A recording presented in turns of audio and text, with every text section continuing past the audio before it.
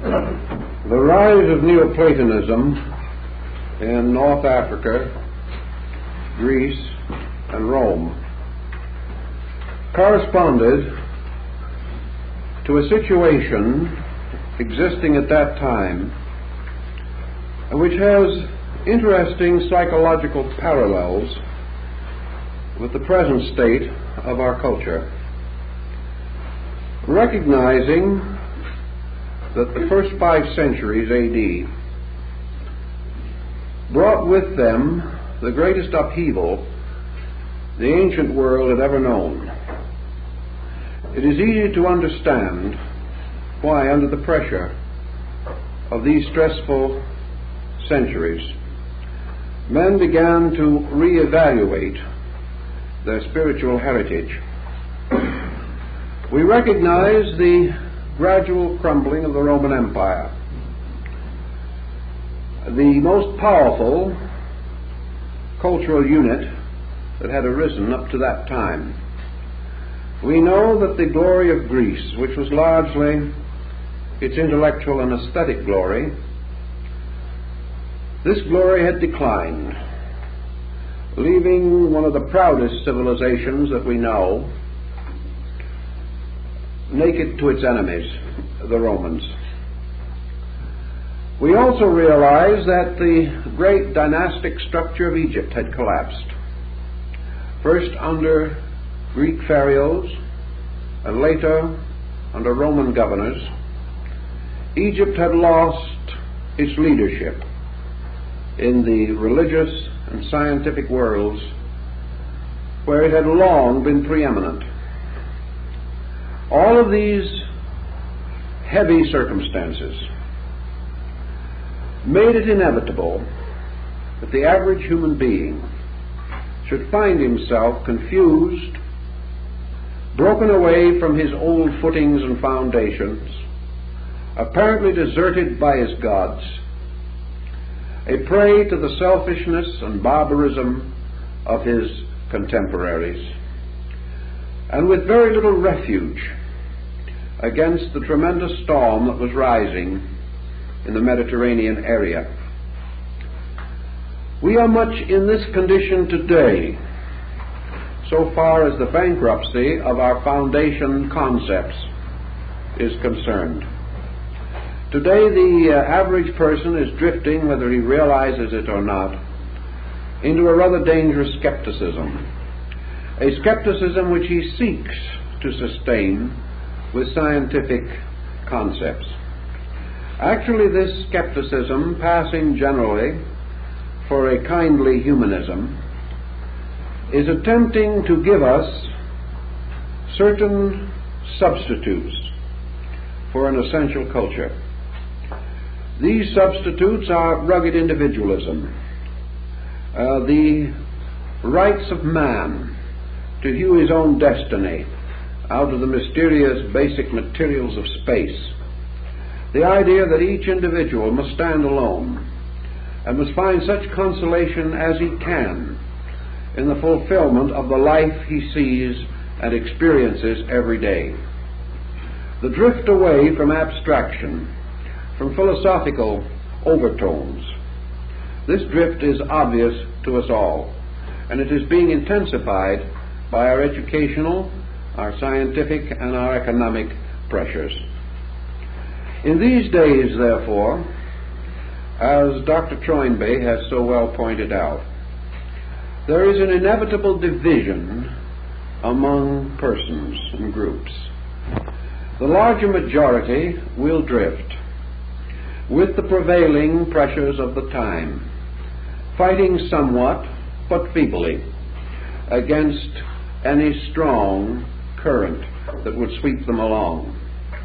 At the same time, there is a minority that, recognizing the essential danger of the time, a danger which success and prosperity and world power cannot conceal from us, recognizing this danger, there are some who are seeking to restore an adequate concept of life. And here, in this case also, we are very close to the Neoplatonists. working with the problem that they faced, they realized certain basic weaknesses in the spiritual leadership of religion. We have also recognized these weaknesses. We have fought for a long time against what might be termed religious literalism. That is, the acceptance of religious tradition, historical or mythological, as the foundation of spiritual security. The Greeks and the Neoplatonists, looking back upon the great concepts of Greco-Roman religion, found also that their security as individuals was threatened by an inadequate interpretation of spiritual doctrine. So today we are attempting, more or less progressively, to separate religion from the superstitions that have developed around it. But we do not wish to follow the attitude of the materialistic humanist who feels it is perfectly justifiable to burn down the church to get rid of the rat in the basement. We do not wish to destroy religion in order to save it. We do not wish to take an extreme attitude of casting away all because part is no longer useful. We know that to do this we offend many. That if we turn against religion, we turn against a strong and necessary force operating in the lives of millions of persons. We also realize, whether we like to admit it or not, that we have no ethical substitute, nothing to take the place of religion if we attempt to overthrow its influence. The Neoplatonists felt the same. They realized that their problem was not to destroy religion. Their problem was to rescue religion from the irreligious factors that had crept into its own structure. The first point that they attacked, and to a large degree we are focusing attention upon the same basic problem, is what might be termed dogmatic interpretation.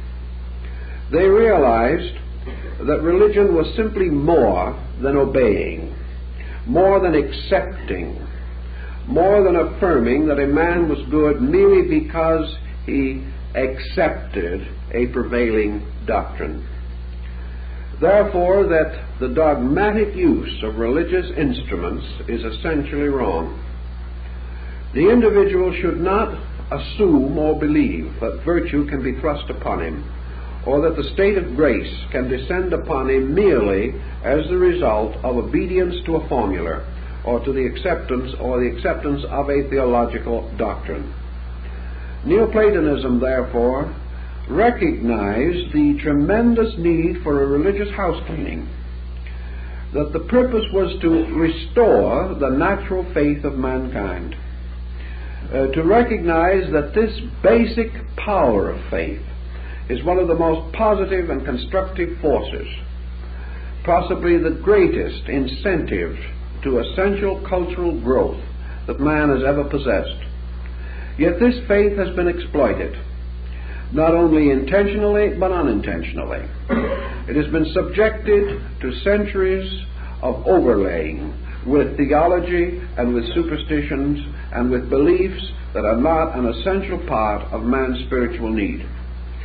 To meet all of these problems, the Alexandrian Neoplatonists sought for what they called a grand key for the restoration of the essential faith of mankind.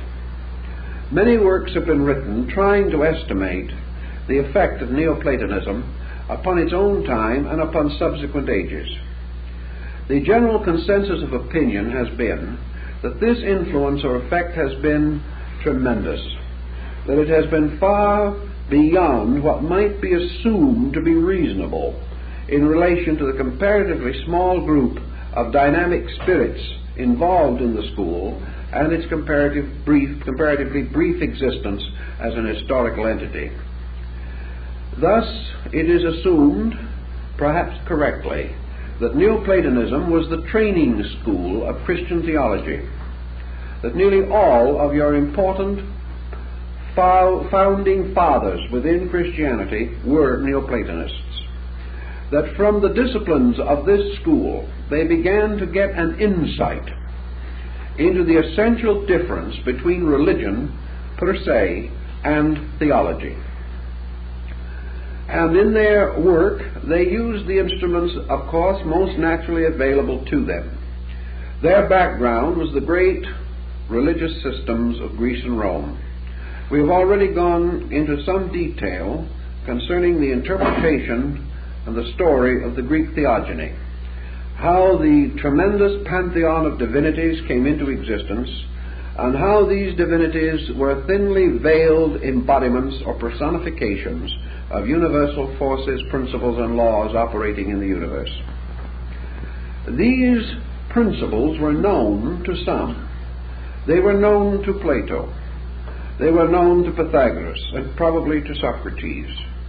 They were at least intuitively sensed by Aristotle, although his type of mind was not given as much to abstract speculation as was the mind of Plato.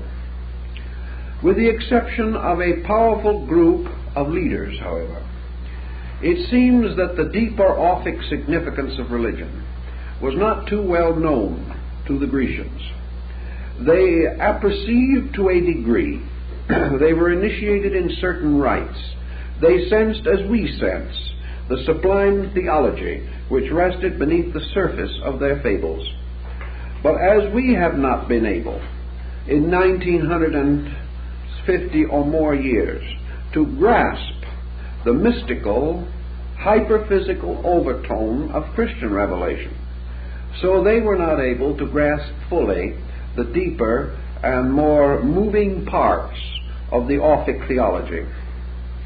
Thus today, modern Christendom, influencing the spiritual destiny of at least a quarter of the population of the earth, is still not able actually to put into operation the essential parts of its own teachings. This was true of the Greek religion in general. Christianity looks back upon a small group of illumined mystics and idealists and dynamic human beings who took their faith and accomplished wonders even unto miracles. But this tremendous dynamic has not been generally conveyed to the world. It is not available in the life of the average person as a means of strengthening him against the various weaknesses and intemperances which affect our society. Thus, while we have in Christianity a wonderful metaphysics, we have a tremendous mystical theology. This, while acknowledged, while sensed, while portrayed to us in the great art of Leonardo da Vinci and Michelangelo, these great visionary values have never been able to move masses. They have never been immediately available to the individual in his hour of trouble. This does not mean that Christianity has not enriched him, nor does it mean that millions have not found consolation in their faith. But it does mean that in substance, as in the Greco-Roman world, this faith was never able and has never been able to lead its followers to the final consummation that it sought: world peace, world security, and universal enlightenment. These things have not been accomplished, yet we all know that essentially they are part of a natural and proper spiritual achievement. We dream of it, we hope for it, we pray for it, but it does not happen. One of the reasons, of course, why it does not happen is because a sufficient degree of insight has not been conveyed to the believer. The insight has been vested in the faith itself instead of in the hearts of those who seek to follow it. In the Greek mysteries, these great degrees of insight were vested in comparatively small groups of persons who had achieved initiation into the greater mysteries. They possessed an operating key by means of which they could take these principles and put them to work in daily life. The average person lacked this ability. So Neoplatonism, surveying the situation very carefully, came to a conclusion of great profundity and universal unpopularity. And that is that if you want to have this kind of insight, you have to earn it. Now that is one thing that no one has really greatly desired to discover. No one has really wanted to find out that religion was hard work. Now there is a great deal of difference in hard work between the long, quiet, laborious process of becoming and even the dramatic, dynamic experience of martyrdom. It is much easier in many ways to die for a belief than it is to understand that belief. You may also die with tremendous courage, great conviction, and with an absolute dedication, and no one shall doubt the sincerity of the tremendous impulse which has brought with it not only martyrdom, but years of sorrow and burden and humiliation and disgrace. These things we know, but man, becoming burdened, gains a strange pathos from his burden. Becoming embarrassed with the persecutions and sorrows which are heaped upon him, strangely he gains patience without understanding. He gains a certain ability to bear upon a large collective concept, but he does not gain this strange facility to take these experiences and use them as a pointed directive to his own unfoldment and release. Therefore he achieves a certain goodness, but it is not a dynamic goodness. It is not the kind of goodness that changes history. It is not the kind of goodness that makes possible the fulfillment of a great spiritual dispensation. The Neoplatonists took this problem directly in hand, and sometime we must likewise do the same. We have to begin to appreciate the tremendous importance of religious education, in the sense that it is not merely a believing, that it is not something that is conferred to us by birth alone, that it is not something that we can receive through the symbolic application of the sacraments, but that spiritual integrity and spiritual enlightenment must arise in the disciplined life of the individual, in a kind of consecration which is wonderfully reasonable, wonderfully simple, and constantly penetrating toward the interior parts of beliefs and ideas. Without this, we do not gain the insight which bestows security upon the outer life of the individual. Our present psychological distress throughout the world, with our various phobias and neuroses increasing daily, these are testimonies to the lack of man's internal defense against spiritual ignorance. And without the development of the necessary armament, this ignorance cannot be removed. And someday, if we are not able to demonstrate that our religion has more values than we know, it will become vulnerable to the attacks of humanism, materialism, and other negative forces. Thus, we are now confronted with the problem of seeing how Neoplatonism took hold of the great cycle of classic mythology and attempted to show that it was a veiled scientific account of the regeneration of man.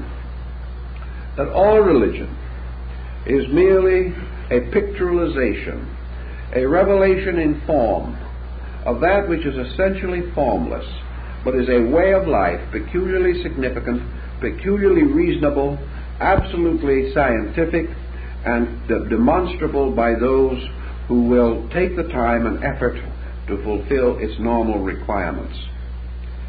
Neoplatonism took then the strong and definite stand that religion is not merely a believing.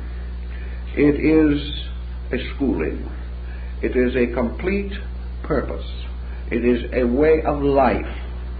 It is something that from the cradle to the grave must be cultivated.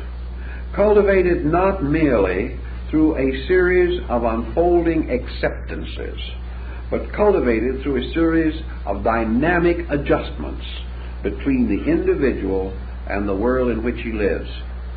Although the Neoplatonists are regarded as mystics, they were really among the most practical and reasonable of philosophers, for they alone, perhaps, of all schools, emphasize that your attainment is not by learning, but that learning is merely the instrument of becoming.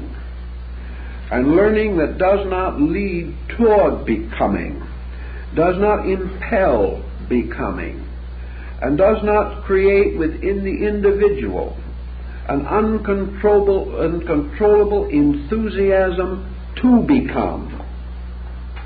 If these are not engendered by the natural course of faith, then that faith is inadequate, or at least has been inadequately interpreted. Neoplatonism then simply begins with this problem. No man can be saved by what he knows. This is something which perhaps might seem unusual in a philosophical institution. But Neoplatonism sought to break away from this way of measuring things, by which a certain smugness and contentment arose from the possession of knowledge, that the individual who became knowledge-ridden was by this virtue superior. This the Neoplatonist opposed bitterly. He declared that knowledge, unless it led to a purpose which justified its possession, was a detriment inasmuch as it led the individual to a false sense of his own achievement. The ignorant man is aware that he is ignorant, because he can in no way defend his ignorance, nor can he deny that those around him know more.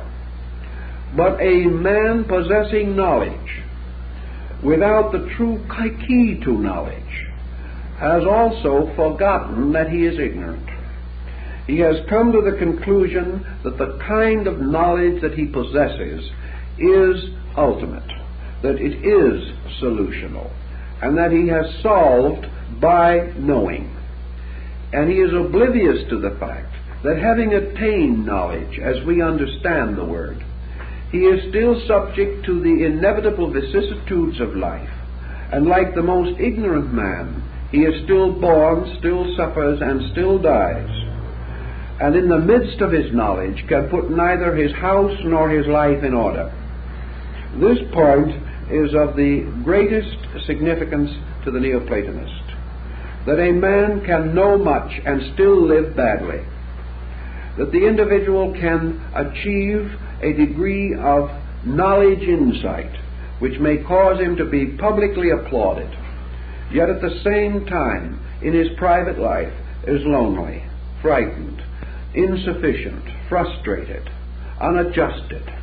That such things can exist means, of course, only one of two things, namely that knowledge in itself is an illusion, or second, that the individual who believes that he possesses it does not possess it.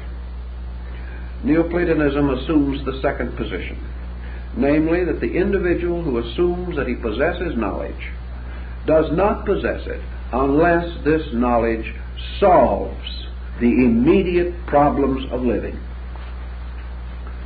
On this grounds, of course, we would find much knowledge vanity, inasmuch as a great part of knowledge today makes no claim to solve personal problems, but perhaps in a large, broad way invites us to assume that ultimately, through knowledge, means may be found to solve large problems.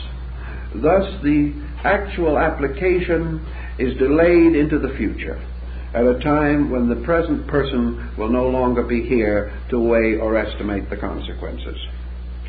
Actually, therefore, Neoplatonism begins by analyzing the nature of knowledge.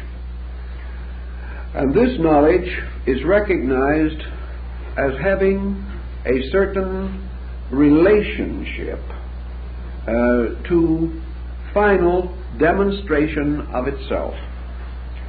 In science, certain things must inevitably be demonstrated. And in knowledge, demonstration has been lost, particularly on the religious and philosophical levels. It has been rescued scientifically, and for that reason much philosophy and religion has moved onto a scientific basis. But the great problem remains that knowledge is merely a kind of skill. Knowledge is to the mind what skill is to the hand. Knowledge is also very largely a development within the sphere of skills. By means of skills we can do certain things. By means of skills we become more able to interpret or to express purposes. We have greater proficiency in the finishing and completing of the projects which we undertake. But all of this knowledge skill falls short unless with this knowledge is an adequate incentive by means of which we shall employ skill always for the achievement of an end superior to skill. Knowledge, therefore, as an end is illusion.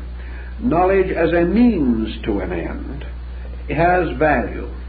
But even this is inadequate unless in man the power of volition, the will, binds this knowledge to its purposes resolutely and permanently, so that there is never a time or a circumstance in which the individual does not recognize the responsibility for the continuous application of knowledge to its reasonable ends, these reasonable ends being the improvement of self and the improvement of society.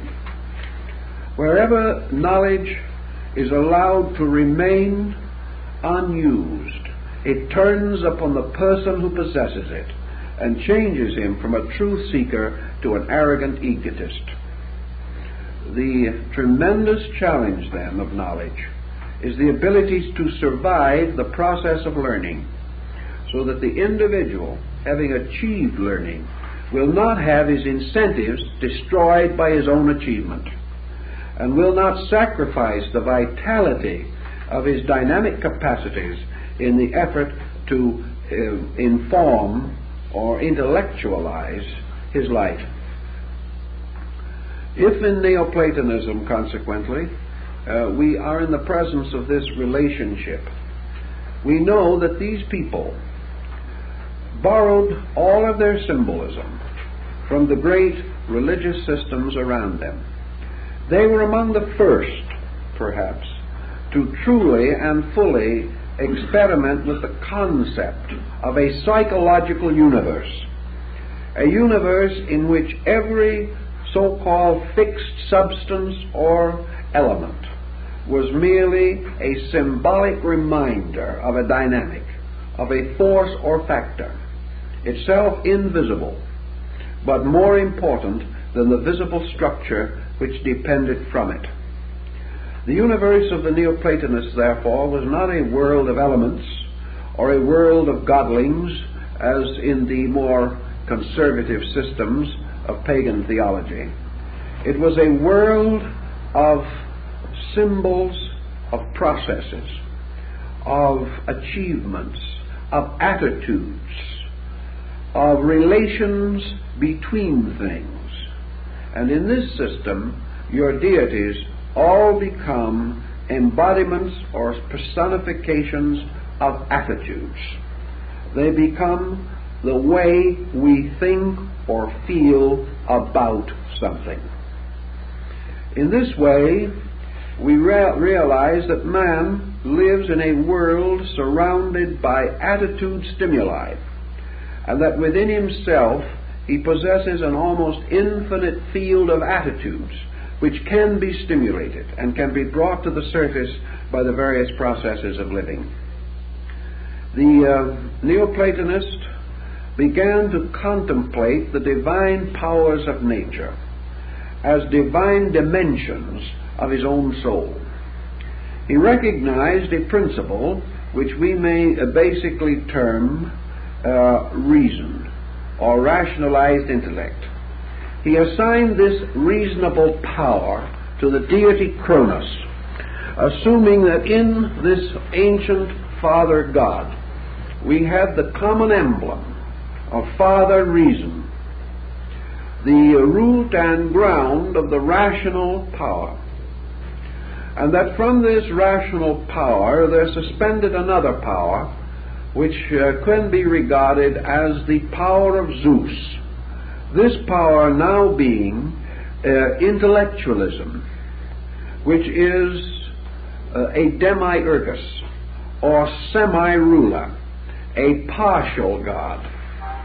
And in this mental principle, the Neoplatonists recognized a distinct separateness from the rational principle, even as they recognized a difference between intellectual and intelligible principles.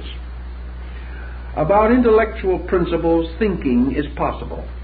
About intelligible principles, rationalization is possible. And the Neoplatonists divided between thought and rationalization. The next thing is that they had created a new instrument which they termed the soul, or the psychic part of man. They did not devise the term, but they devised its peculiar relationship to the whole pattern. And they placed the soul in the relationship to the external life of man as suspended between the mind and the appetites. The appetites being particularly those phases of elementary function and concept which we associate with the physical requirements of the individual. The psychic life, therefore, was a bridge between body and mind, a bridge across which the individual passed from a state of comparative not knowing to a state of intellectualism. Now, this is not an entirely easy or natural transition to make, but according to the Neoplatonists, this part of man's journey was a collective journey in which the entire motion of society, the cultural life of man, was carrying him along, almost like a ship upon the surface of a heavy current, regardless of what man tries to do, regardless of his indolence or his industry, regardless of his faith or his lack of faith. Man is being moved from a physical to an intellectual life.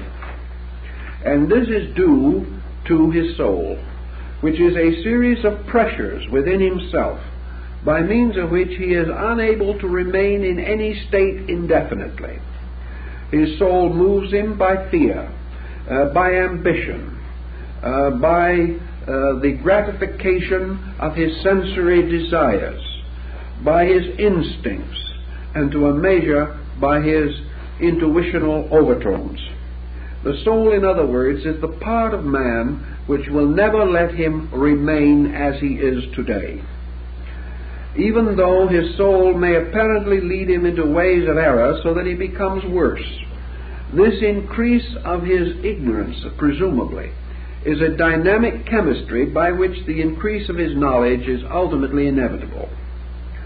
Consequently, regardless of how actively or passively he accepts life, how much he rejects, how numerous his prejudices and his opinions may be, how bigoted his emotions or his mind, the individual is being moved along inevitably by the total pressure of his kind from the state of total ignorance to the state of intellectual integration. In our way of life, which is nearly 2,000 years later than that of this great transitional period, the intellectual life of man has certainly been strengthened. We perceive also the constant activity around him, the pressures that force him more and more to the state of knowing. I was talking not long ago to a young man who is now in one of our technological institutes learning scientific profession relating to electronics. He explained to me the tremendous increase in the specialization within this field in the last 10 years. that men who were educated 15 years ago in the field now regard themselves as practically obsolete. This young man tells us that it is not only going to be necessary for him to go to school and study for several years yet to come, but that after he graduates it will probably be necessary for him to spend from 3 to 4 months a year in continuous study for the rest of his career to keep up with the incredible progress that is being made in these fields of specialization. This might actually represent the mounting momentum of intellectualism, whereas the mind must become more and more familiar with a greater diversity of specializations in order to keep pace with the discoveries and with the leading intellects of this time. In this process, this young man is going to have relatively little opportunity or time for reflection. He is going to have almost no incentive whatever towards the release of his own life through anything except the job that he holds and the scientific career which he has accepted. If he is able to manage a fairly effective personal life and have a home as good as that of his neighbor, he is going to do about all that can reasonably be expected of him. Yet this young man himself realizes, even though he is caught in this network, that he is going nowhere. He is going nowhere because even if he keeps up all that he knows for the rest of his life and goes off into his own quiet grave, within 25 years everything that he has learned will probably be largely changed and modified. And he departs out of this life with a learning which is not only very little support to him while he lives, but no probable support to him if he has any existence outside of this world whatsoever. In fact, if he gets to the place where the facts are known, his entire education will fall to pieces, because he has only been working with the fringe of facts, which he fully knows. He knows that if he worked and remained in school all of his time, from now till his 70th year, he would still be only on the fringe of facts. This is a rather frustrating situation, and it reminds us of the same point that the Neoplatonist was pounding on so desperately, namely that somewhere in this situation, what we call the intellect has taken over and mistaken the gratification of its own instincts to be living, to be purpose.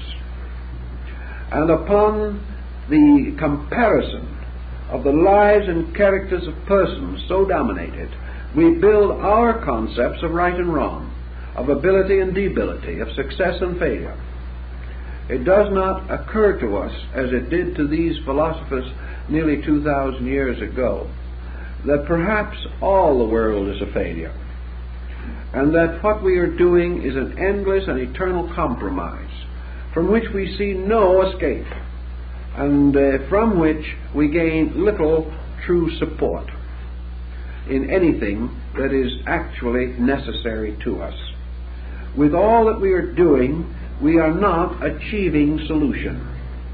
With greater knowledge than ever before, we live in greater danger than ever before. This means that knowledge is not the answer. This means that the basic weakness of the theory, principle, concept of knowledge has never been adequately corrected. Neoplatonism says there is only one way of achieving this correction, and that is by a series of steps, the first of which is the elevation of man from the state of intellectualism to the state of rationality. Now, rationality is considerably higher than mind, even as mind is higher than appetite. And as an individual in our world realizes gradually through his mind that through the continuous gratification of his appetites alone, he can destroy his economic life, destroy his health, and destroy his social adjustment, and therefore he imposes reluctantly, but nevertheless resolutely, certain restraints upon his own personal appetites. Failing to do so, he must expect the punishments and penalties of excess. This he realizes. and he tries, at least half-heartedly, to protect his own survival by bringing the mind to bear upon the problems of his impulses and instincts. Plotinus tells us that in the same way, the survival of the intellectual creature depends upon the rational discipline. That the individual cannot do anything that he thinks to do. That he cannot depend upon his thoughts as the absolute and proper guides and rules of his life. He cannot follow his mind any more than he follows his appetites, nor can he regard a well-filled mind as being any more protective of his ultimate security than a well-filled stomach. Both may have their proper places, but neither the filled mind nor the filled stomach guarantee a happy person. Both of these factors are subject to rationalization. And rationalization is the placing of the total life under the over-concept of the reasonable. In nature, man may not know always that which is true, but he does perceive, at least dimly, that which is reasonable. And he discovers frequently that the reasonable is in conflict with the desirable, in the sense of his ordinary level of thoughts, emotions, and desires. Consequently, the development of a rational life impels the individual toward the accomplishment of rational instruments, where he will never be rational simply by desiring to be. The desire he must have. But this desire, like many desires in life, will mean nothing unless it mainsprings a dynamic determination to achieve this end which is desirable. So Plotinus tells us that the development of man depends upon a series of natural disciplines imposed by society to a certain point, this being the discipline which brings with it ultimate intellectual integration. Then self-imposed disciplines which must always be present where the individual desires to transcend the common policy of his time. The moment the individual wishes to be better than those around him, and I do not mean this arrogantly, but in a sincere and natural desire to improve, if he wishes to live better than his times, better than his environment, or better than that standard which is defended by litigation or legation around him, in order to achieve this better standard, it is necessary for him to impose discipline upon himself. There is no one else to do it. And to achieve this end, without falling under some fanaticism or some theological discipline which may or may not be suitable or necessary, he must begin the process of self-government. The rational person must begin to live according to the dictates of reason. And reason in this case is much more than thought. Reason is a combination of thought projected through experience toward vision and insight. Reason, then, is actually man's determination from the known, that which is next or remains partly known. It is the thing which causes us today to plan for the future.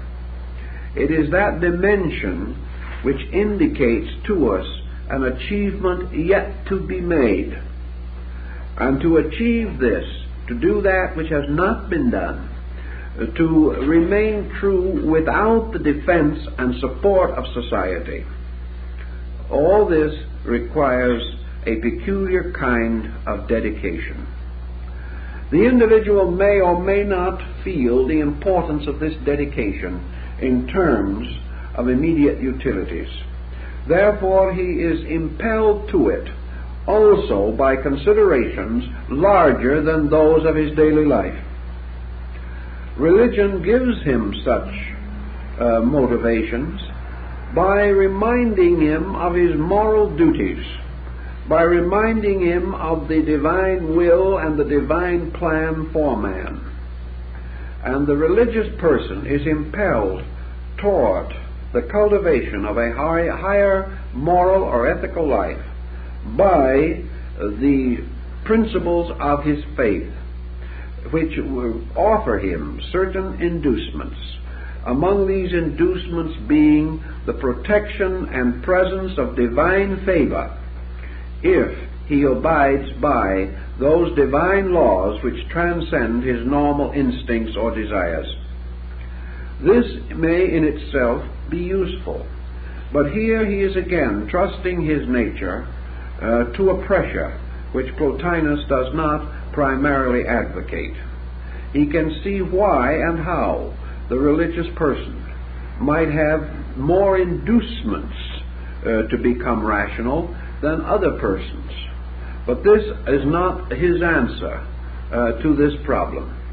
The problem of rationality depends for Plotinus upon the Platonic universe, upon the great theological system of the Greeks, namely, actually, that the universe, the gods, creation, all things come to age in man.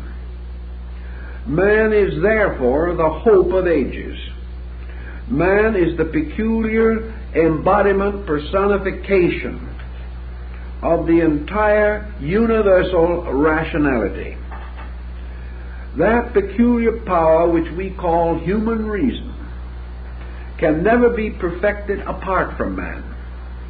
This human reason is a phase or form of divine reason. And that kind of divine reason which lies at the root of man can never manifest itself except through man. Consequently, man's growth is God's unfolding. Man's achievement is God's release.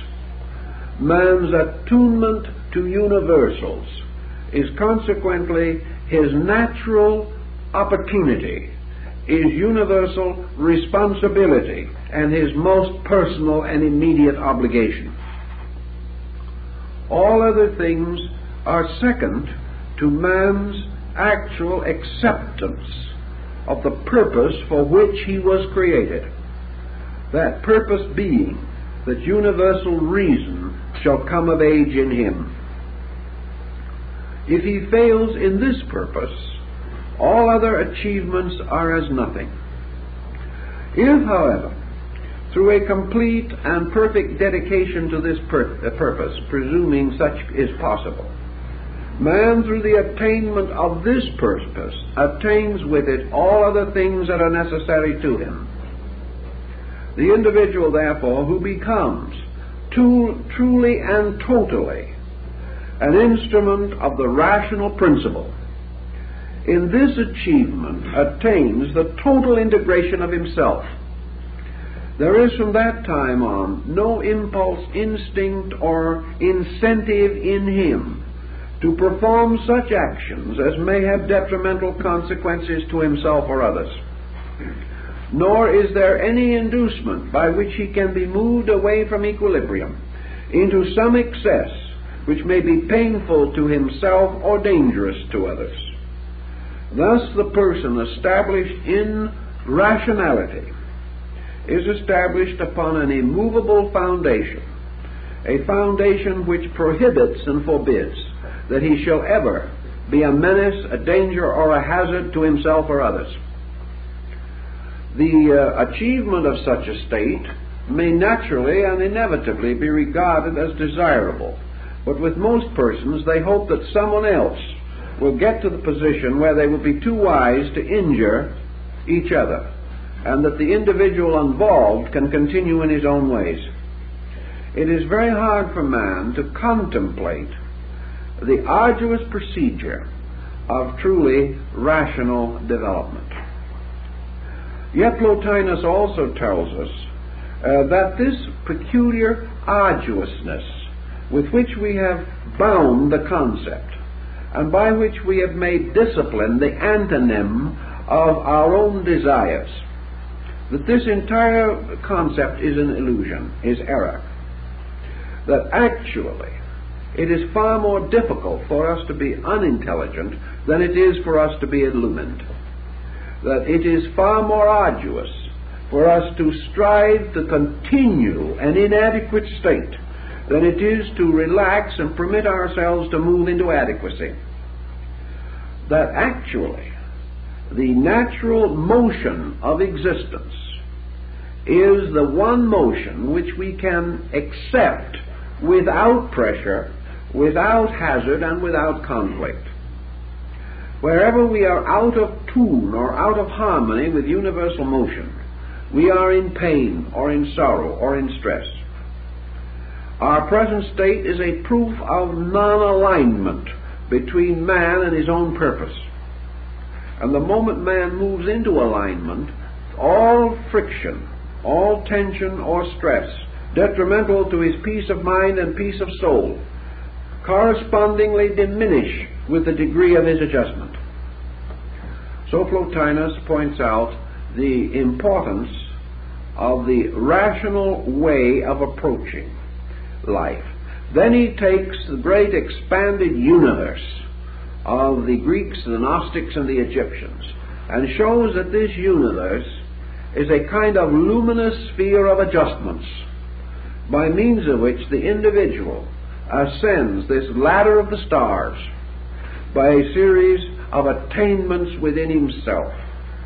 That the universe is in reality levels and degrees of consciousness, and that man moves through these levels, and that as he ascends, he comes into spheres more compatible than those he leaves behind, and that the natural ascent of man, or the return of the traveler to his own home, is simply the restoration of universality in the consciousness of the individual by a series of disciplines which are referred to by the Neoplatonists as theurgical, or the use of the divine magic.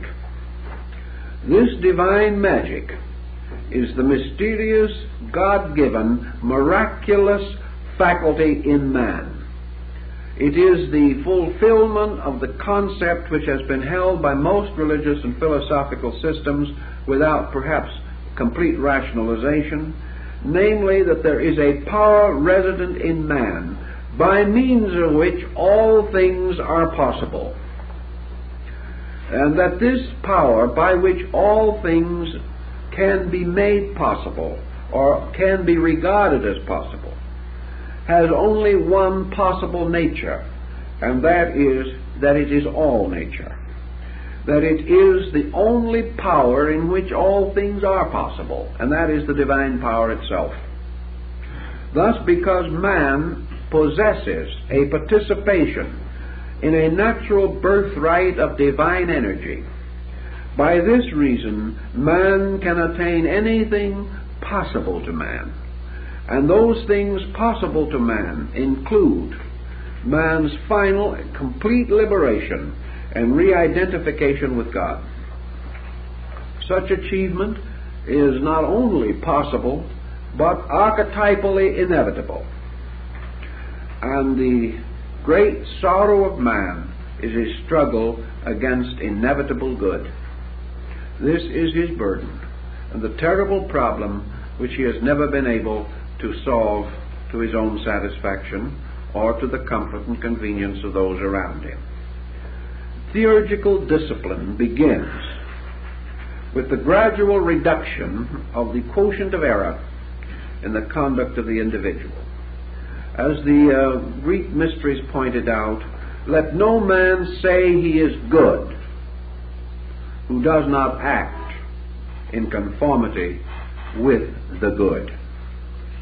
This idea that we have, that an individual is good in spite of his mistakes, that he is good although his actions are not good, this concept is erroneous. Also, that an individual whose concepts are good and whose actions are relatively good should be satisfied to continue upon this level of relative good continuously throughout life. This also is not good. Therefore, even attained goodness is in constant mutation, and the individual who in one day has not more of goodness than he possessed the day before is himself failing in some respect. It is not possible to establish a code of good and live by it from the cradle to the grave. Good is an unfolding degree of insight, and growth requires that this growth unfoldment should be continuous, and that each individual surmounts the past with each new day, rising victoriously now over all the yesterdays that went before. The continuance or pushing of error from today into tomorrow without change of its quality or nature cannot be considered to be natural growth, nor can it lead to natural growth. Neoplatonism was not a greatly favored belief simply because it tied religion, philosophy, and science to a process of continuous becoming through disciplined action. A kind of discipline, however, that is almost Zen-like. And there is much in these early Greek and Roman philosophies to indicate Asiatic contact, because, like Zen, Neoplatonism moved in a kind of mystery. It moved in the mystery of man's relaxing into good. It moved in the mystery of a discipline by which the person achieved all good by gradually separating his consciousness from that which was not good.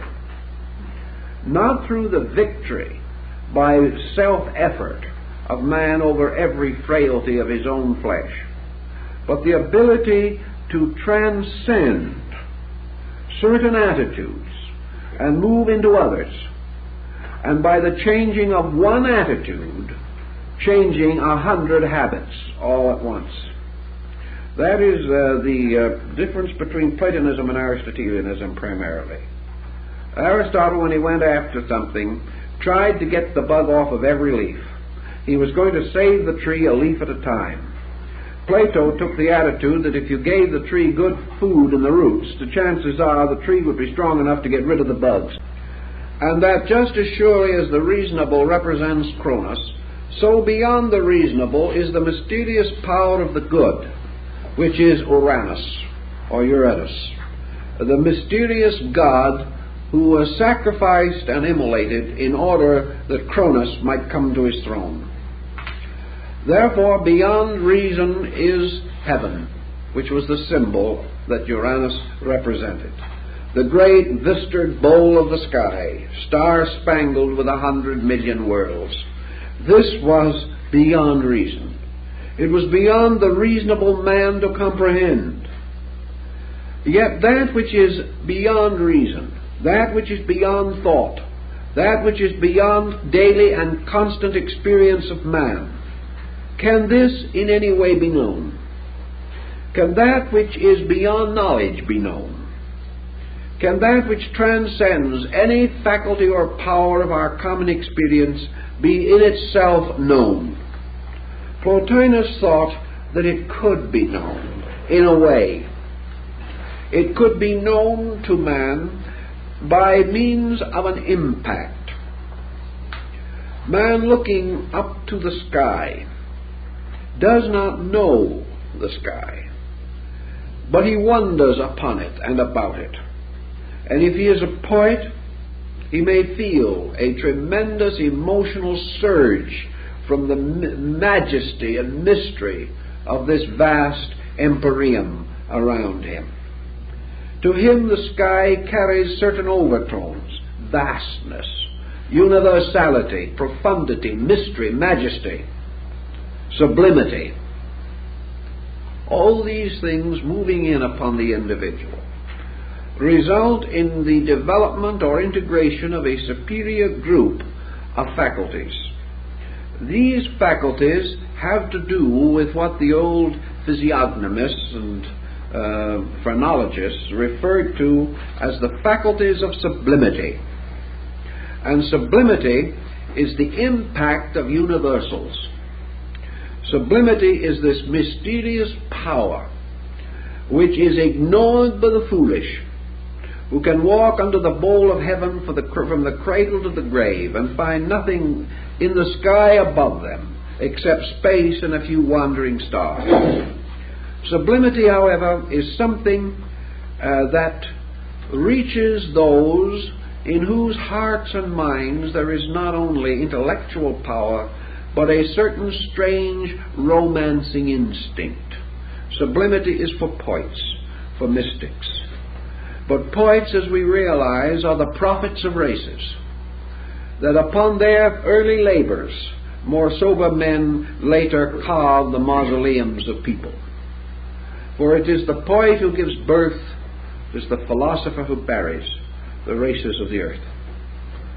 This concept has to Plotinus a great importance, namely that man can receive into his own nature something that is immeasurable, yet in its immeasurableness has that quality in it which, cutting through intellect and emotion, brings a common amazement to the child and the sage, an amazement which is the natural gift of the small child and the cultivated gift of the aged man, something that we outgrow in a funny way by becoming less than we were before. The child looks out upon the universe as the great adventure, mature man as the great disillusionment. And yet beyond this there must be something else. The child is righter than the man, because the man has built a grave for himself in a universe in which there is no death. These kind of thoughts move Plotinus to the state, or to the concept, that there is above reason man's power to apperceive the simple substance of the good. Now, the good is a term which to us means very little. Almost anything we like is good. Almost anything we do not like is not good. We throw it in conflict to bad, meaning pleasant and unpleasant for the most part. But to Plotinus there was a sovereignty of good of itself. And good is in some way one of the most profound experiences of which man is capable. Good is beyond reason. Good is something which reason may aspire to. Good is something without which practically every noble sentiment of man would perish. For all who labor sincerely, honorably, earnestly, labor toward the good, for the good, or in the spirit of goodness. Yet none can define this very substance of their own endeavor.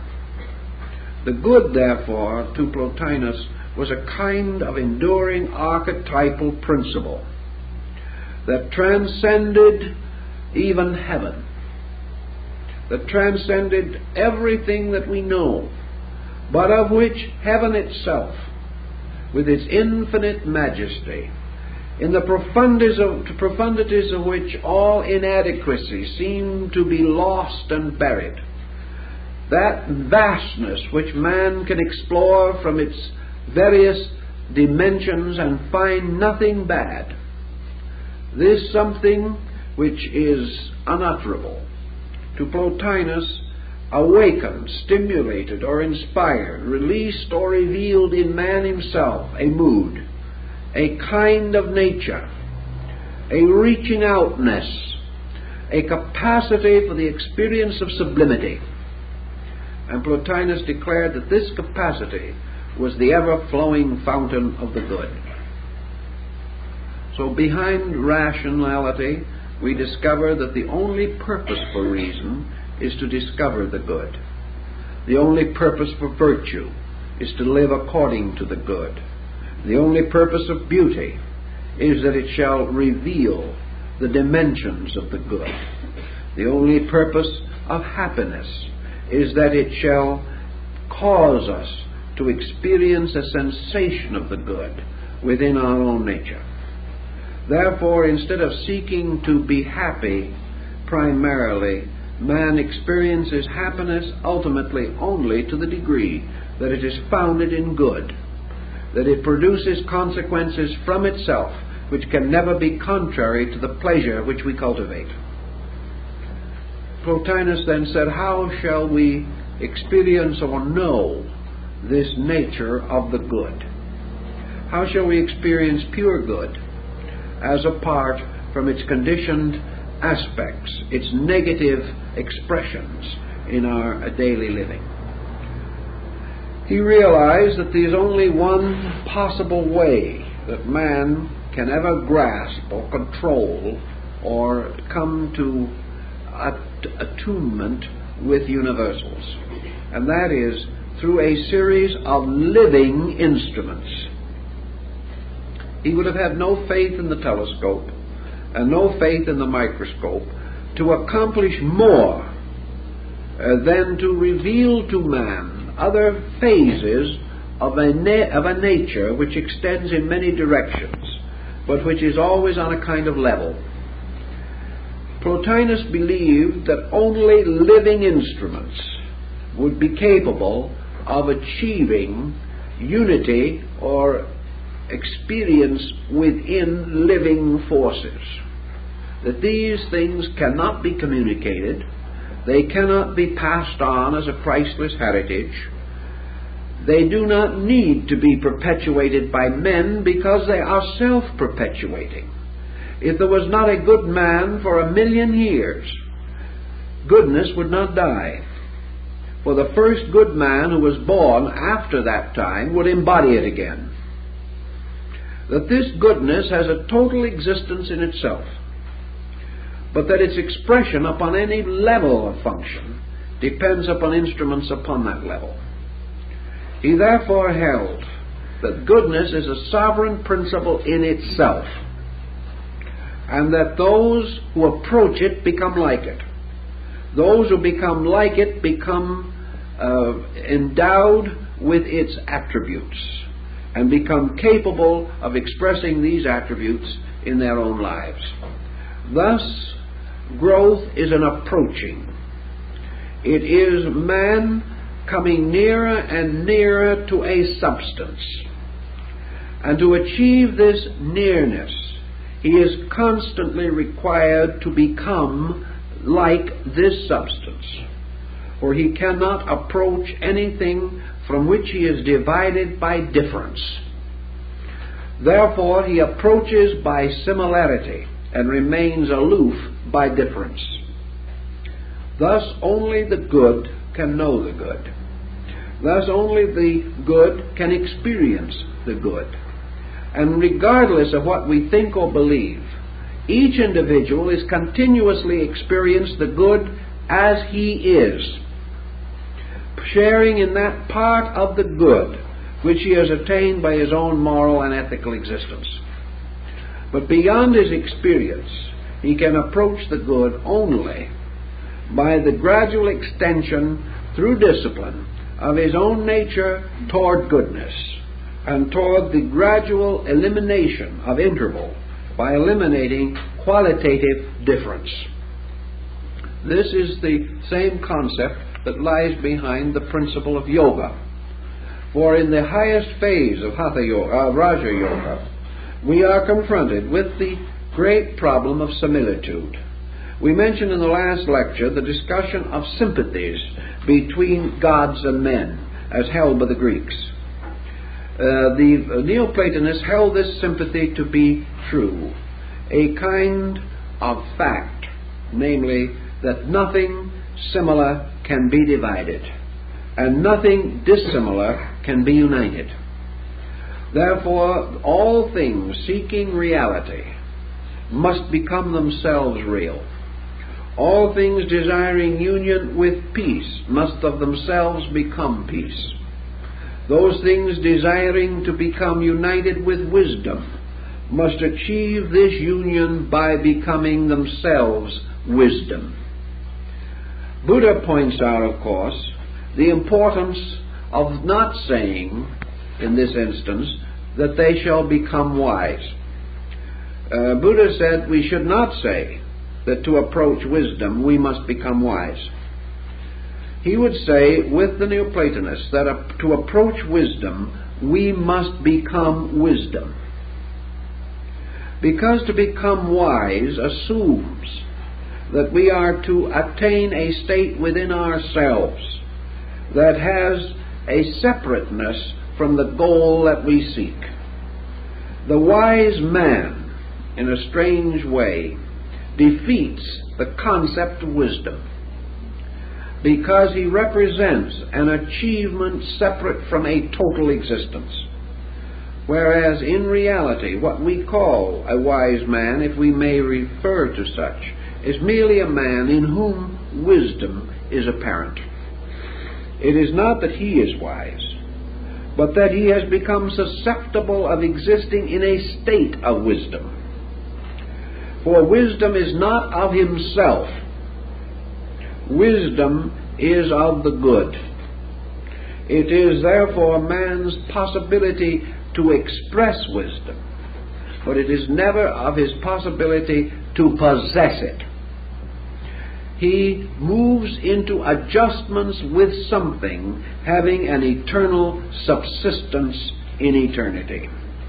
And this subsistence is the wisdom principle itself, or the principle of good in itself. Beyond wisdom, beyond goodness, beyond sublimity, Plotinus apexed his tremendous concept of mystical theology by his creation of the sign or symbol of ultimate, and that is what he called the alone. The alone is that by which nothing else is comparable. The alone is that in which there can be no nature but itself. That which is alone means that which is strangely and wonderfully and totally unique. And in you being totally unique, it depends upon its unique totality. The alone, which is the end of all, is that which rests forever, alone because it can never be known by anything except itself. It is the uniquely misunderstood. It is that reality of which we all feel we have a sovereign participation, because there is scarcely a person who does not inwardly feel to be alone because of a uniqueness in himself, by which he declares that all others understand him only in part. Thus, this negative phase of uniqueness, loneliness, is the absolute opposite of the alone. That which is separated from the alone is lonely. That which achieves union with the alone is alone. And the difference between the lonely and the alone is something that even on our little narrow theater of activity we can perhaps give some concept to. Because there are people who by circumstances or necessity live solitary lives. Some of these people are lonely. Others are alone. And even in our own experience, there is a vital difference between these two things. The lonely individual is one who longs for an association or a reunion with things. But that person who is alone may have the strange, deep strength of his own aloneness. The lonely person is weak. The person alone may be very, very strong. There is a difference here. a difference of psychological interpretation of one mystical fact. If aloneness represents the individual deprived of association, then he is lonely. But if aloneness means that the individual has found union with a uniqueness within himself, by means of which he has been reunited with this principle of solitary sublimity, then he is not lonely, but he is again alone. For of all things, as Plotinus tells us, that which is most alone is God. For God, strangely as it may seem, though in everything and of everything, governing all things out of the majesty of its own power, present in various attributes and aspects in everything that exists, yet God is completely alone. And the reason why this is true is that the divine flame or spark in the life of every creature is unknowable to every other creature and unknown by that creature itself. Therefore, it remains completely isolated, completely alone. The last thing that any man will ever know is the God in himself. Therefore, the deity, though ever present, remains the most distant, remains the most completely separate from all things. Plotinus, following Diogenes of Sinopas, also explains to us that this alone, this state of alone, is possible only to that which is primary. Nothing which is dependent upon anything can be alone, but can be lonely.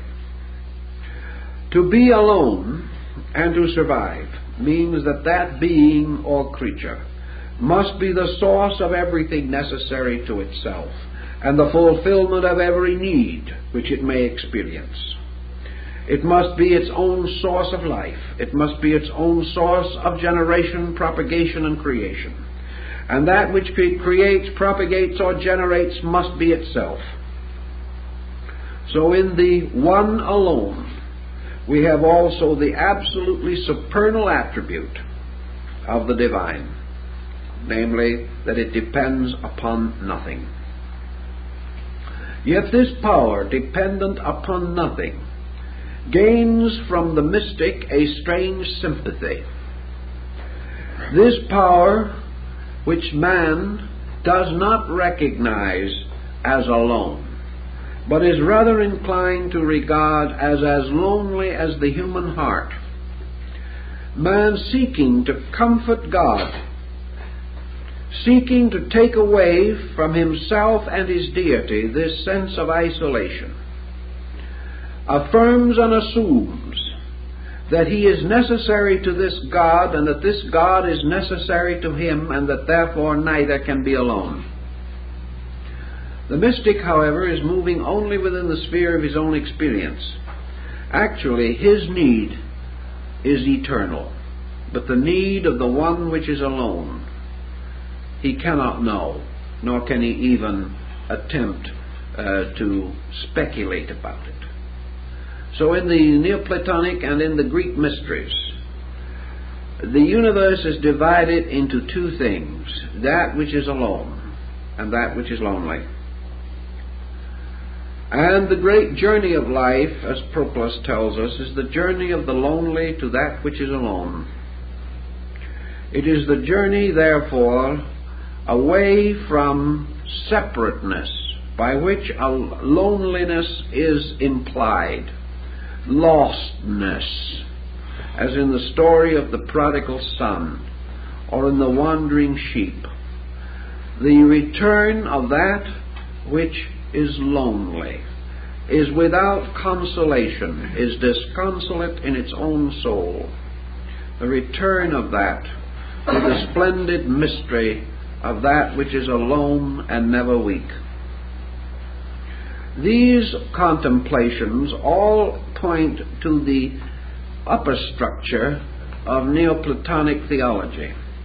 they point out that all rational contemplation, all inspirational, intuitional, illuminal contemplation of the principle of the rational and the principle of the good, that all of this leads to a final higher mysticism and impels us to include Neoplatonism among the great systems of revelational knowledge.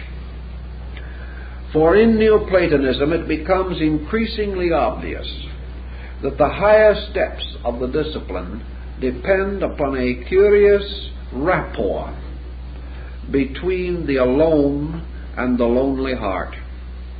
That man, in some mysterious way, finds in his loneliness some clue to the aloneness of the eternal. And he discovers also that out of his own loneliness comes the strange mystery of his own strength. That it is in his loneliness that he transcends himself. That it is in this loneliness that the false consolations of an illusional existence fall away. That in loneliness man must face himself, must experience the needs of his own inner life. And his loneliness tells him of the emptiness of his own core. It tells him that he is without center. Therefore, that his longings, his yearnings, his strange negative sighings after something, all these pressures reveal to him his own central weakness, that he cannot endure himself, that he cannot survive himself, that he is completely lost. He has not achieved that wonderful state of the French essayist who on one occasion coined that beautiful statement, "Never less alone than when alone." This difference is the motion toward the inner life. This is the motion which causes man gradually to orient in a sphere of transcendental values. It causes him to realize, first of all, that he can go through all of the so-called achievements of man and still remain lonely. And this loneliness is the hunger after eternity, as Bamy calls it, the hunger for the eternal in man. It is the thing which probably symbolically gave rise to such stories of the prodigal son returning to his father's house, or the Gnostic hymn of the robe of glory. Here we have the wanderer struggling through a strange and desolate region, sustained only by the half-remembered vision of a better distant place. Here we have Parzival, the Knight of the Grail, who had been cast out of the castle because he was a young and guileless fool, who was not apparently able to understand, but ever having seen the strange sacrament of the Grail, he devoted his life to the long, distant, difficult wanderings to find again the castle which first he had not appreciated or understood. And at last, in black armor and visored and helmed, he is seen on Good Friday returning up the narrow pathway that leads back to the castle of the Grail. And it here that Gurnemanz, the great retainer knight, sings the wonderful story that tells of this youth coming back, searching for a lifetime to find the mysterious temple on the mountains, which he had seen as a boy, which had then been meaningless, but which he had never been able to forget. And in man, this never forgetting, this ever to remember, this peculiar psychological experience of an endless loneliness that can only terminate in God, Plotinus said this instinct is there. It is an instinct so strong that this is the great instinct. This is the great pressure which moves all human beings. Whether recognized, unrecognized, served or not served, every human being is lonely until it is returned to the alone. Disciplines, therefore, begin to take on a rather quiet, almost note of pathos. They are this gentle seeking after a very gentle mystery.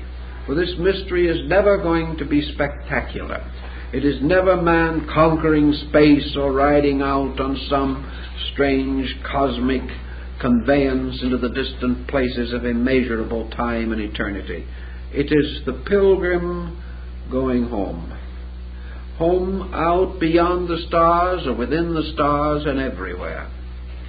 And that this true one alone that waits is everywhere, in everything, covered and crossed by this distance of man moving from loneliness toward that which is alone, which he discovers its nature by his own privation, so that he comes to discover deity as something which has about it a quality of ageless yearning, something that was undoubtedly far beyond the concepts of that time.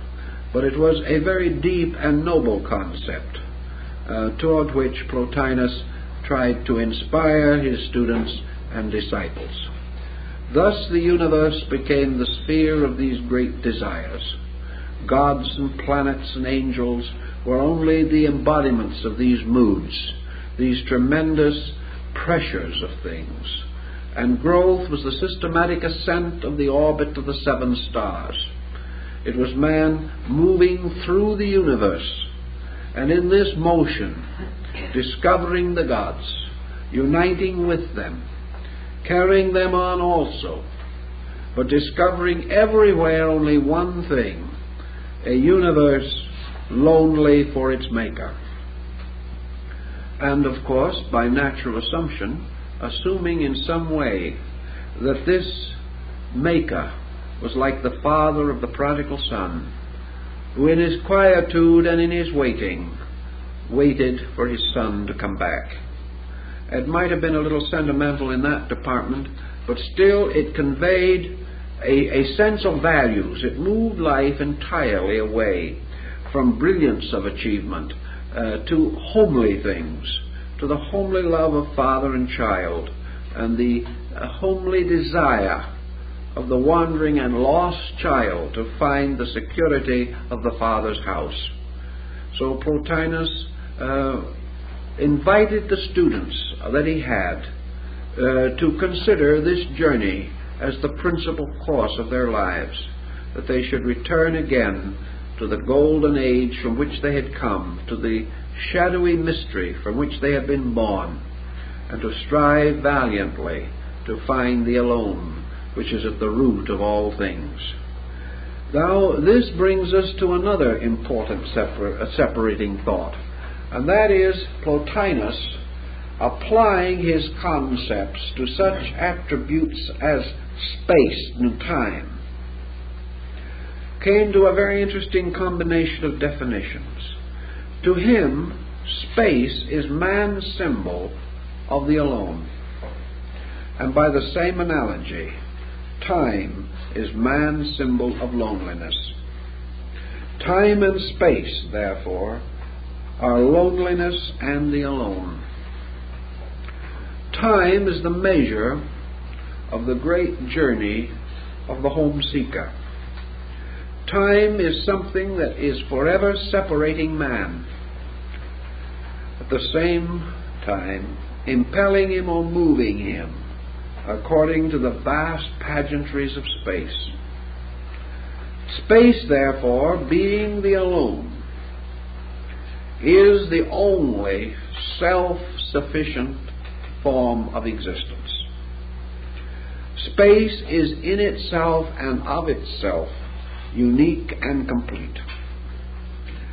Space is infinite potential. It is all fullness. It is inscrutability. It is that in which there can be no hunger and no thirst. It is that from which nothing can be derived other than within its own nature. So space is an alone that is never lonely. Because being all, it is never separate. It never exists in relation to anything else, because its totality is unique within itself.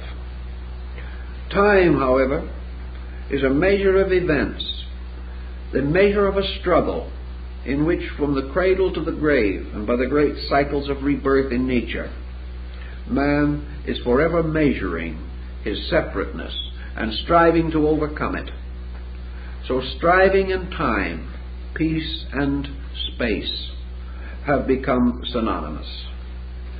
Now Plotinus said, therefore, in his great interpretation of the theology, that man, trying to become like space or like eternity, as differentiated from his time obsessions, must discover that there is only one way of being alone without being lonely, and that is to be complete.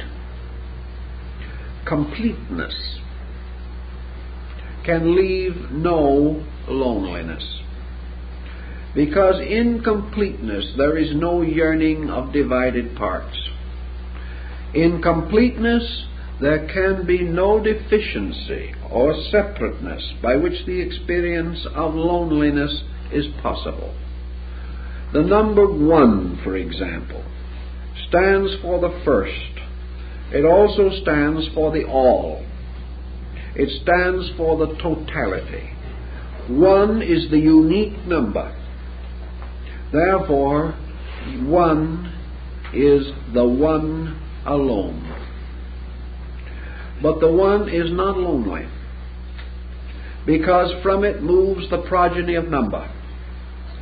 From it unfolds the whole mystery of diversity. Yet this number itself is unique and alone to the end. By this aloneness, it is supreme. It is the number of numbers, the golden number, that which is the symbol of absolute truth, absolute good, absolute reality.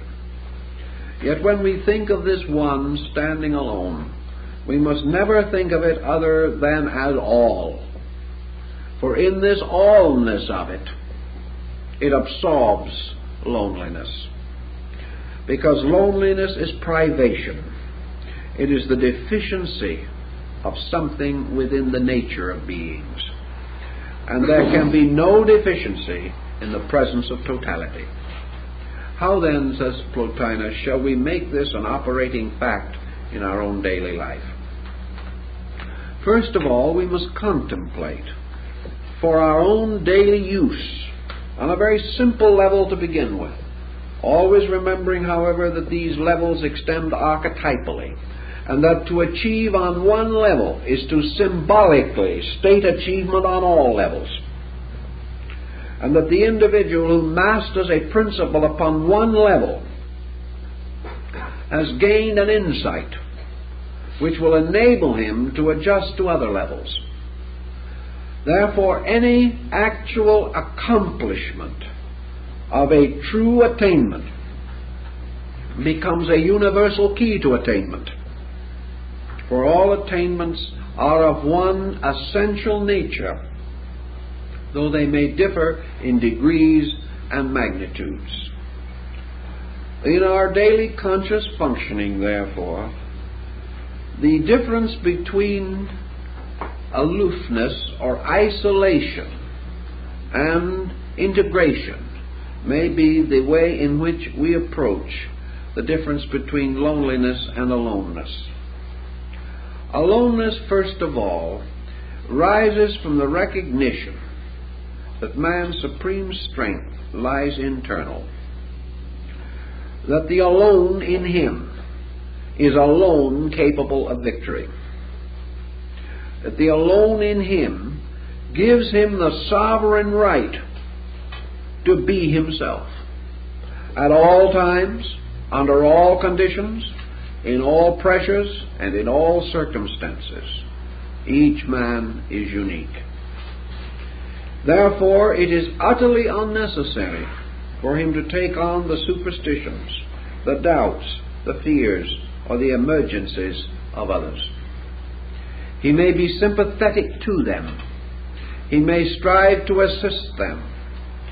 But in any way in which they fall short, it is not necessary that he copies them, that he be like them, or that he depend upon them for the fulfillment of values that can arise only within his own nature. Man's aloneness in its internal uniqueness makes man superior to time and place, makes him superior to the dogma of 100 cults, makes him superior to all laws known to man, and at the same time makes him superior to any action contrary to that which is right or reasonable. Therefore, the man who is superior to law is not the lawbreaker. The individual who never breaks the law is superior to the law. The individual who never becomes involved in that which is less needs, therefore, not to pass through certain circumstances through which we commonly pass in our daily living. Now, we do not expect, and Plotinus did not expect, that anyone would live by so grandiose an abstraction in a single magnificent gesture. He recommended a series of gentle, slow processes of exploration and experimentation within the self, realizing that our weakness is in the sense of our isolation, and our strength is the sense of belonging. That the individual feels greater courage when he is with others, or is with the power of a superior force. Then the individual should realize that his supreme strength is when he is with the core of his own purposes. That in every case his orientation means that he shall be in the center of himself. That his orientation means that he shall in himself find that refuge which he is forever seeking elsewhere. Plotinus recommends that men recover from the illusion that anything, anywhere, anytime can make them happy, and also from the equally serious delusion that anything, anywhere, anytime can make them unhappy. Unhappiness or happiness depends upon man's internal understanding of the difference between loneliness and aloneness. The lonely must always be unhappy. The alone is never unhappy. That which is lonely is yearning for the communion with value. The alone is that value. Therefore, each person consists of a group of members, attitudes, emotions, and the 7-8-fold cycle of his own soul, having within his nature many lonely beings, depending upon the alone in him for their security. The mind, emotions, all of the instincts, appetites, and attitudes of the individual depend for their validity and for their integrity upon the basic strength of the core person. Your whole life, as the lives of those around you, is to a measure involved in the core strength of yourself. Plotinus did not believe, materialistically speaking, that a person's own ego is that core, or that this individual must depend totally upon his own isolated efforts.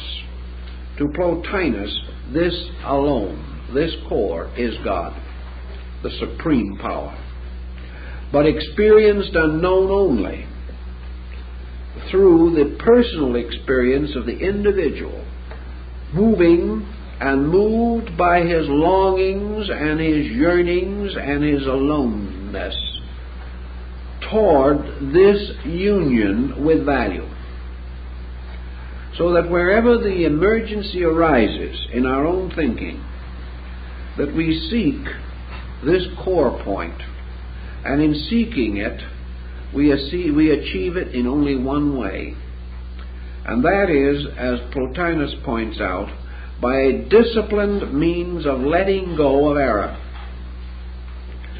The Platonic theology, later the Neoplatonic, therefore again states the point that we have made so many times, that it all bases from one simple concept that we have in the Scriptures, namely, be still and know that I am God. Through stillness, through this mysterious power to retire, by making this wonderful night journey of the soul, man attains the incredible and yet inevitable end, namely, that he can retire into the complete uniqueness of himself and rest there upon the wind of ages. That he becomes by this very virtue immovable in virtue. That he becomes in this way so filled with the grace of the alone that he is incapable of a destructive or evil action. That he is also incapable again of experiencing disorientation. And today our great problem is disorientation. And most disorientation is one form or another of fear, and most fear in human life depends upon this peculiar sense of loneliness. Loneliness is the root of fear. It is the strange sense of being orphaned from space. Loneliness is insecurity. It is confusion. It is the individual like the small child wandering about in a sea of stars, all strangely distant and mysterious. Loneliness is man living in a world of matter and looking around him and finding nothing but forms and never their souls. Loneliness is a human heart in a mechanistic universe. Loneliness is man's natural love of good in an unmoral universe. A universe he has created out of his own attitude toward life. It is also man's disorientation and fear and aloneness in his faith, if he kneels on his knees and prays to a God of anger, a God in some mysterious way to whom he cannot go home as a little child with simple faith and hope. So the moment his God is a God of battles, he is alone. And he is lonely because his own heart is not a heart of battles. The moment this deity becomes vast, great, impressive, majestic, regal, then this little loneliness comes back, because man does not expect to find understanding in the court of emperors, whether it be the emperor of the universe or anything else. This Lao Tzu very beautifully points out in his strange mystic Chinese verses. Man seeking for this which is alone is therefore never seeking the splendid. He is never seeking that which is tremendous. He is seeking that which is infinitely sensitive, that which in some mysterious way he can approach face on, something to which he does not grovel, something that he goes back to in a strange sense of total equality, something that he recognizes is too big to belittle him, too truly parental, that it is possible that that which is alone should not understand his loneliness. Thus, this process, as Plotinus points out, is the process of simplicity in the night. It is something that is forever available, something that reaches out as we reach out. It is something very simple, known perhaps to furred things in the forest or bird upon the wing. For as one of the Greeks said, the bird lives and dies alone. The animal lives and dies alone. Is it lonely? That we do not know, because it is possible that it is only our own minds and the peculiar complex of our human genius that makes it possible for us to be lonely. It is quite possible that to these things that have much less of security than we will ever know, the mother bird guarding her eggs in a world of enemies, with no one to protect, no skill to build with, no knowledge as we know to protect with, only some strange instinct, an instinct to live or die with that nest, and that nest the universe, and the whole universe bound into the sovereignty of this simple task. Is that bird ever alone? That we do not know. But we have strange, mysterious suspicion that it is not. And perhaps more than we, lives always in the presence of that which is alone, sharing its strange strength, and free of the dependency which comes from ignorance. So our aloneness is something that we can experiment with to discover the strange strength of it, and that as we make use of this strength, we have a new dimension and experience of God.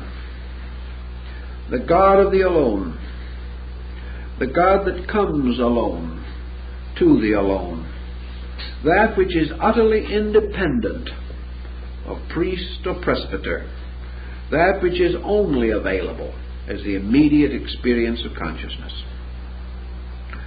It is evident that this type of thinking left Neoplatonism a frail little group of persons in a world that did not even know the meaning of the things that he taught.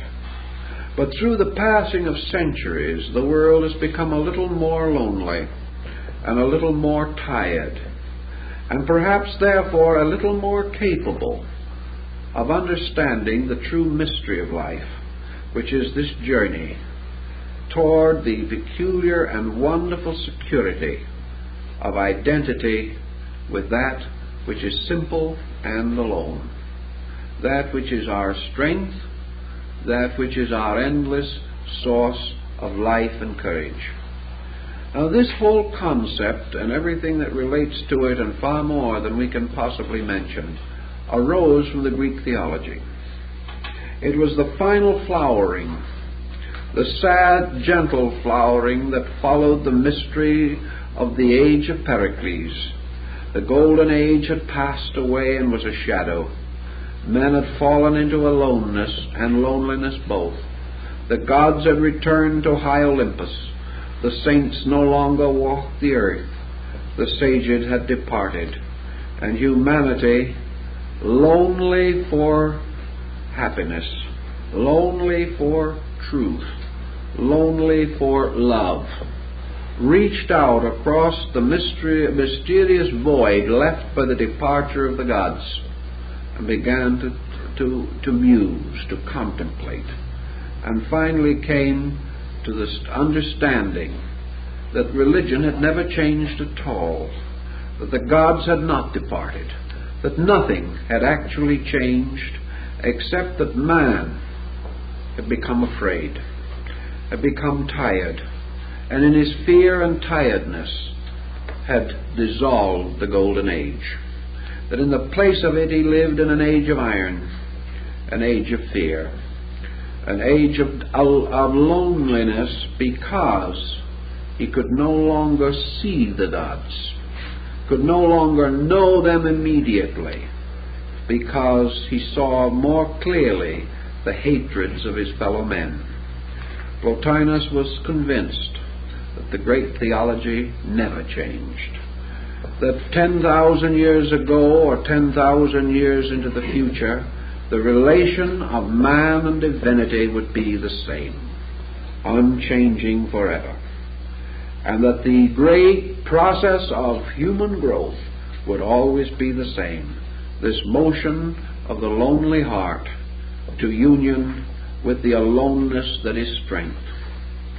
That in this motion man discovered again all the glories of the heavens, all the wonders of the angels, all the mysteries that had been locked from the day of creation. For he discovered it simply through his own gentle adjustment with it. And his gentle growth, his quiet, kindly search as the child seeking to be understood. In this way man learns to understand.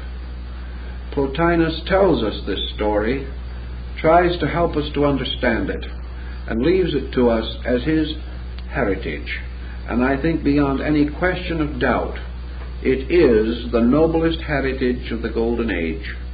It is the heritage that consummated a wonderful era of glory and religion, glory that led to darkness, but left behind it the brooding and moving strength of this great and mysterious power, abiding forever, waiting and hoping, and this vast circumference of growing things, longing to go home, longing to be one with that power.